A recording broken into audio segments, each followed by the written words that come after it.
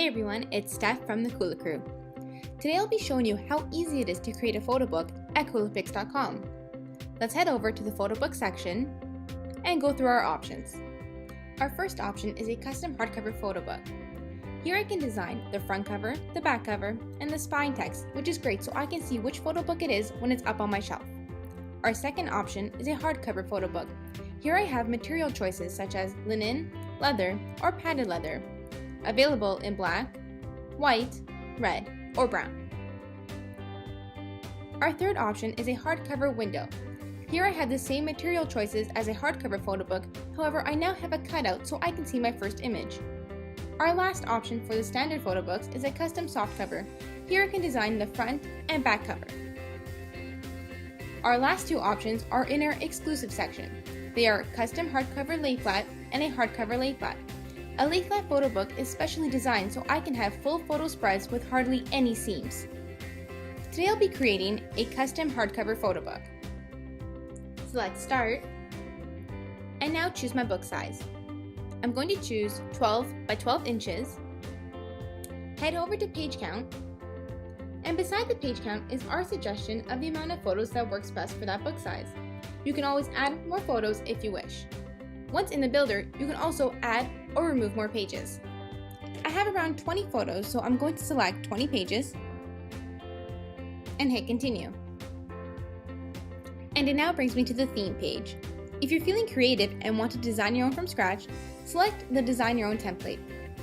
Within each theme, there are sub-themes, and then within those, matching templates. I'm going to head over to travel, select tropical, and check out some of these. I'm going to choose bamboo and hit build it. It is now launching the Photobook Builder. I'm now going to decide if I want to upload new photos or use already uploaded photos that I have saved within my albums. I'm going to select My Albums. On the left-hand side, choose the folder where your photos are saved. I'm going to select Vacation, and now I can either check mark one by one, select all, or deselect all. At the top of the window, it says I have 21 selected out of 20 to 50 photos needed. This is the range of photos I need to complete the product. I fit within the range, so I'm going to hit continue. I'm now going to choose if I want to manually place those into the project by myself or have them autofill into the book for me. I'm going to choose autofill, and it will build my project. It now brings me to a front cover preview. By clicking on it once, it will bring me to the artboard. Before we continue, let's go over the features of the builder. Let's head over to the top menu. Over here you'll notice our Kulapix K. Also, in the bottom of the window, the full Kulapix logo. By clicking any of these, it will bring you to the My Project section of the website.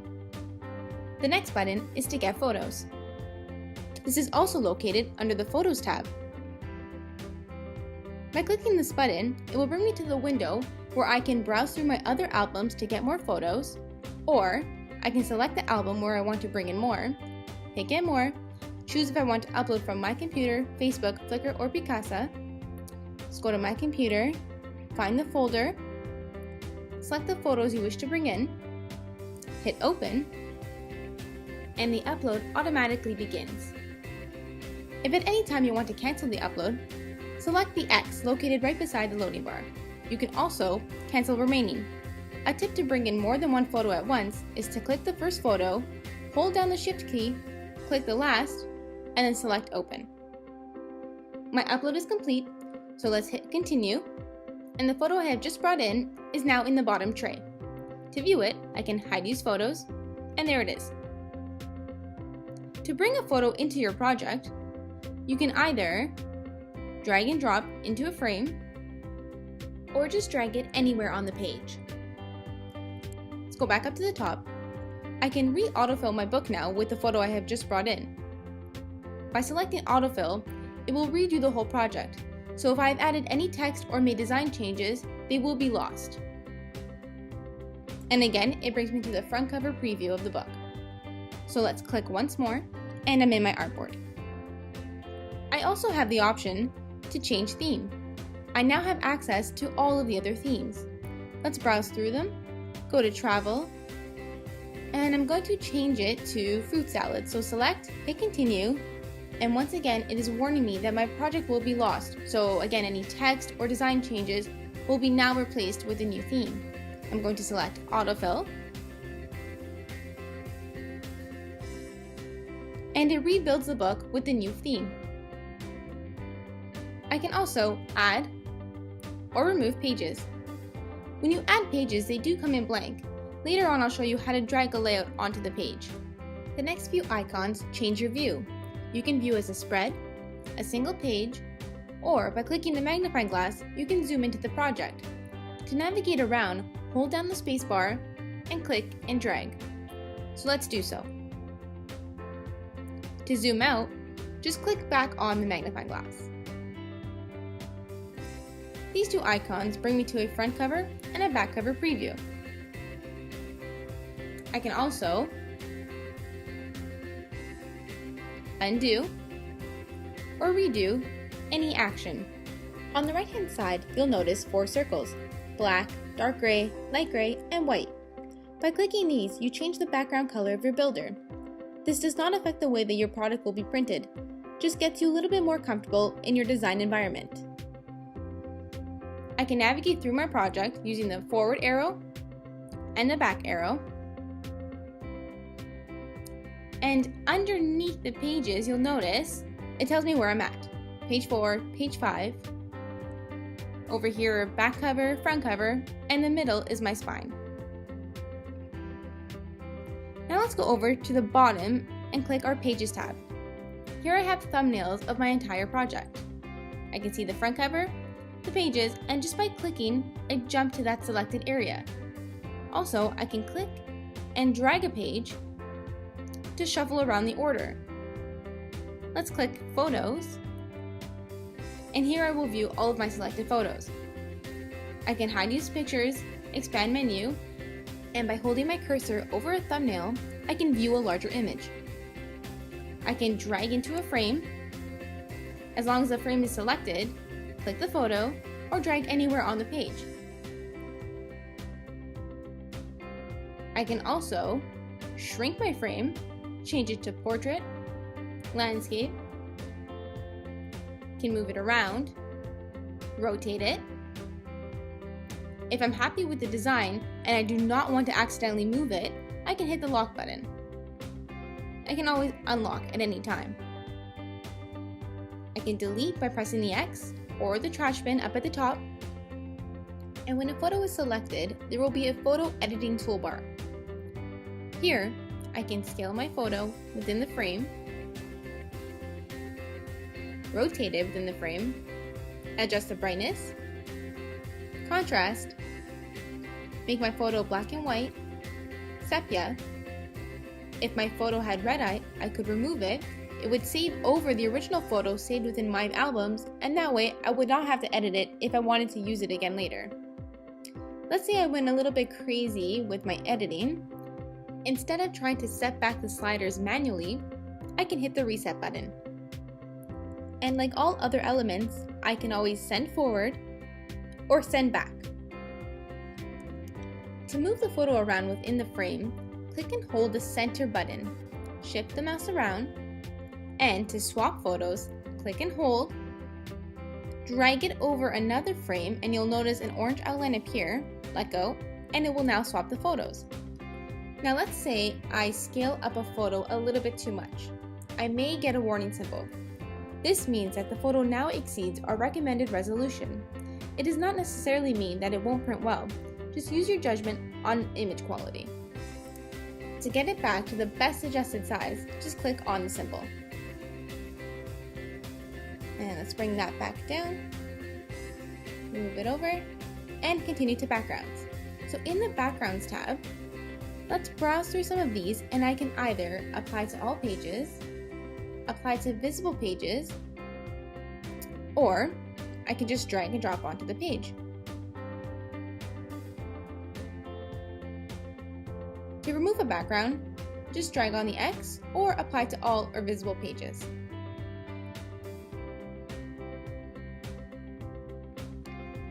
Now let's move on to adding text.